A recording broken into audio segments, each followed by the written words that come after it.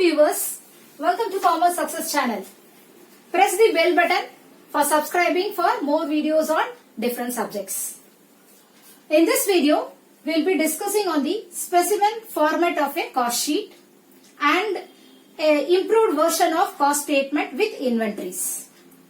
Let us now first see the cost sheet. What is cost sheet? Cost sheet is a structured, logical, sequential, detailed disclosure of a cost statement of a particular product during a particular period. Okay, so that is a cost sheet. It gives you a details of the cost. Why do we need a cost sheet? We need a cost sheet for the following things. First, we need to know the total cost. We need to know the breakup of the cost. We also need to know the cost per unit of different stages of production. Also, we want to compare the cost with different periods. We also would like to compare the cost with the similar company's cost. Why do we need to do a comparison? We need to do a comparison in order to note down our prices and how we can control our cost. So for controlling also we need to have the cost sheet. Also sometimes we may need to quote certain quotations or we may have to give tenders. So in that case we need to again know the cost. Now what is tender? Tender is a price which is quoted by the company saying these are the prices for the products we are offering to the persons who are asking for the price. Now, once this tender is accepted by the person who is asking for the tender, we have to, at the same quoted price, we have to give the goods in future. Okay, so we have to be very careful while deciding the price for the tender. So we need to know the cost sheet for the tender also. Also, we need to know the selling price. We have to fix the selling price for the market. Okay. So how do we fix the selling price for the product? We normally find out the cost of sales of the product plus the desired profit we want to make. We will add the cost of sales with the desired profit and find out the selling price. Okay. That is how we find out the selling price for the market. Now, we will see how to do a cost sheet. In this, we have 4 columns. The first column is the particulars column. The second column is a total cost column. In the total cost column, we have 2 columns inside. Okay, then the last column will be the cost per unit. Let us say, for example, a particular production is producing 100 units of a product. Then we have the total cost for the 100 units. Okay, so those details will be including in this format and then we will find out the cost per unit of the product. Okay, so now let us go detail into the cost sheet. Now once in the particular column, we start with the direct material cost. In the first column, we will put the direct material cost. Then we write the direct wages cost. Then the direct expenses or chargeable expenses, which are directly identifiable to the product. So this also will be included. Now these 3 will be added and in the second column of the total cost, we will write the prime cost. What is prime cost? Prime cost is nothing but addition of direct materials, direct wages and direct expenses. So this is the prime cost. Once you find out the prime cost for this, say example 100 units, then we can find out the cost per unit of the prime cost. What is it? That will be, for example, say the prime cost is 10,000 for 100 units. Then we can find out the cost per unit by 10,000 divided by 100. You get the 100 per unit. Okay. Next, we will have to add the works overheads. We will see what are the works overheads. Works overheads contains the following expenses: indirect materials, indirect wages, factory rent, factory lighting, power and fuel, repairs and maintenance, depreciation of plant and machinery, factory stationery, factory insurance, work supervisor salaries, works or factory supervisor salaries, manager salaries, water consumption. All these things will be coming under works overheads. Works overheads is also called as factory overheads or manufacturing overheads or manufacturing cost. So, after the prime cost is found out, you will have to add the works overheads, all those expenses. Then you will arrive at works cost. It is also called as factory cost, also called as manufacturing cost. Now that you will put it in the second column of the total cost. Then you find out the cost per unit again. Now, after this, you start adding the office or administration overheads. All those expenses which come under the office category will be office overheads. We will see what are they. Office rent, office lighting, office stationery, office furniture, depreciation and repairs, office salaries, legal charges, bank commission, telephones and postages, office cleaning.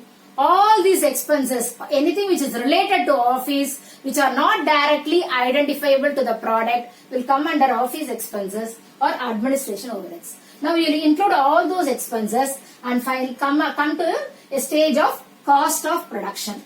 Once the works cost is found out, you add the office or administration overheads and find out the cost of production. That you will put it in the second column of the total cost. Then you find out the cost per unit of production.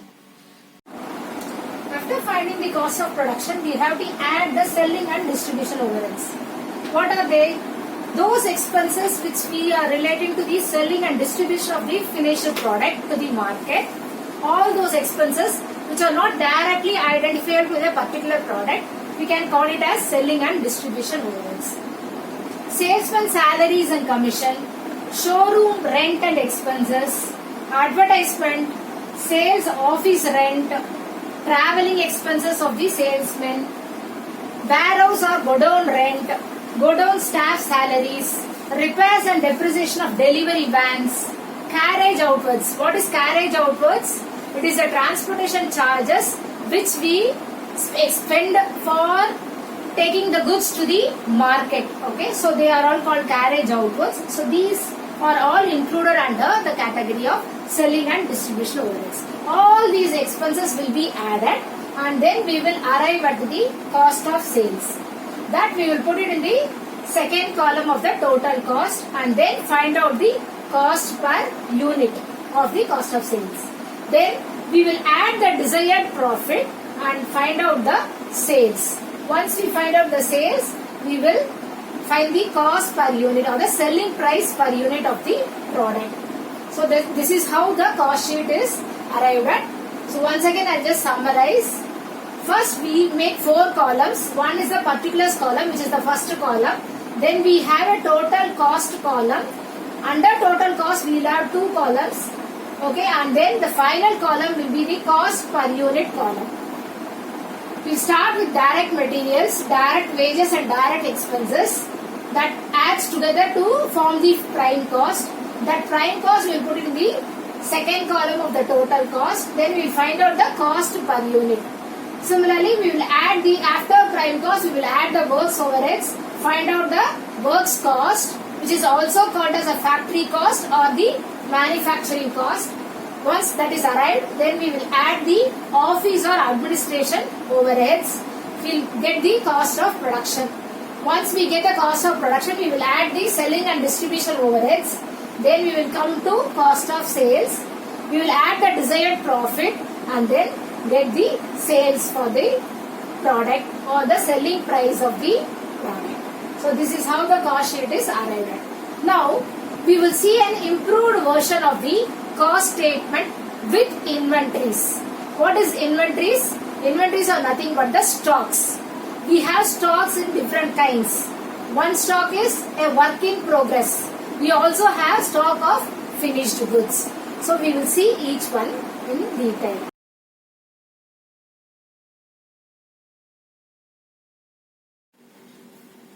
Now let us see the statement of cost and profit with inventories. Inventories are also called as stocks. There are 2 types of inventories. One is the work in progress, other one is called the finished goods. What is work in progress? Work in progress is halfway done halfway done product. That is, the work is not yet fully completed for the product.